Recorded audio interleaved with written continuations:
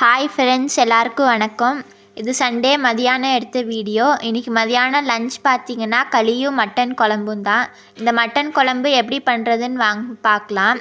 இது பண்ணுறதுக்கு ஒரு மிக்ஸி ஜாரில் ஒரு துண்டு இஞ்சி, 10 போல் பூண்டு, 2 கிராம்பு, ஒரு பிஞ்ச் பட்டை, கொஞ்சமாக புதினா, கொத்தமல்லி, ஒரு மீடியம் சைஸ் பெரிய வெங்காயத்தை கட் பண்ணி சேர்த்துக்கலாங்க.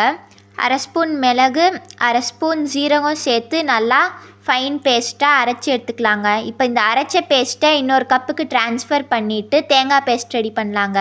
தேங்காய் பேஸ்ட் ரெடி பண்ணுறதுக்கு 1/2 மூடி தேங்காய், ஒரு தக்காளி, 1/4 ஸ்பூன் கசகசா, 1 ஸ்பூன் பொட்டுக்கடலை, 1 ஸ்பூன் மல்லித்தூள், 1 ஸ்பூன் மிளகாத்தூள் சேர்த்து நல்லா அரைச்சி எடுத்துக்கலாங்க.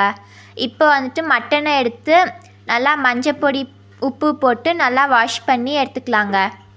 அடுப்பில் ஒரு குக்கர் வச்சு 1 ஸ்பூன் எண்ணெய் ஊற்றிக்கலாங்க. எண்ணெய் நல்லா சூடானதுமே கடுகு போட்டுக்கலாங்க. கடுகு நல்லா பொரிஞ்சதும் நம்ம கழுவி வச்சுருந்த மட்டன், கொஞ்சமாக கருவேப்பில், 1 ஸ்பூன் இஞ்சி பூண்டு பேஸ்ட் போட்டு அதோட பச்சை வாசம் போகிற வரைக்கும் நல்லா மிக்ஸ் பண்ணிக்கலாங்க.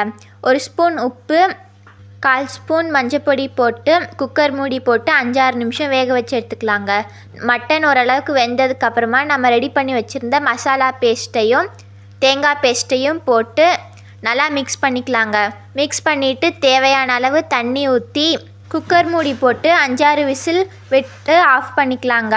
நல்லா விசில் அடங்கினதும் ஓப்பன் பண்ணி பார்த்தா ரொம்ப டேஸ்டியான மட்டன் சாம்பார் ரெடிங்க. இந்த மட்டன் சாப்பாடை நம்ம களியோட சர்வ் பண்ணால் சூப்பராக இருக்குங்க. இது களி மட்டும் இல்லாமல் சப்பாத்தி, சாப்பாடு, தோசைன்னு எல்லாத்துக்கூடையும் நல்லா இருக்குங்க. இந்த வீடியோ பிடிச்சிருந்தா லைக் பண்ணுங்கள், சப்ஸ்கிரைப் பண்ணுங்கள், உங்கள் ஃப்ரெண்ட்ஸ் அண்ட் ஃபேமிலிக்கு ஷேர் பண்ணுங்கள். தேங்க்யூ.